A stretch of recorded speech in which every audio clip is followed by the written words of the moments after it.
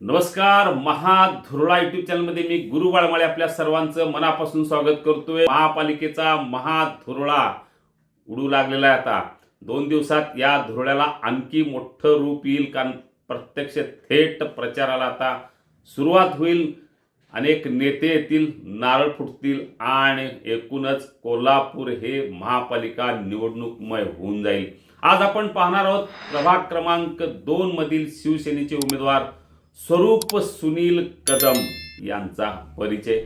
सुनील कदम महापौर पद, विरोधी पक्षनेतेपद, गटनेतेपद, स्थायी समितीचे चेअरमन, सगळी पदं महापालिकेत ज्यांनी भूषवली ते सुनील कदम. महापालिकेचा एक आवाज, बुलंद आवाज म्हणून त्यांची ओळख होती.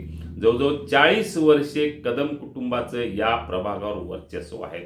म्हणजे शिवाजीराव कदम, सुनील कदम, सत्यजित कदम या सगळ्यांनी आपल्या कामाच्या जोरावर, स्वभावाच्या जोरावर या परिसरात सातत्यानं लोकप्रतिनिधी म्हणून काम करत असताना एक वेगळं वर्चस्व तयार केलेलं आहे. ते सुद्धा चांगुलपणातून. आणि म्हणजे सुनील कदम यांनी मोठ्या प्रमाणात कामं, जवळजवळ 5 वेळा ते नगरसेवक झाले आणि 25 वर्षात प्रचंड कामं त्यांनी केलेली आहेत.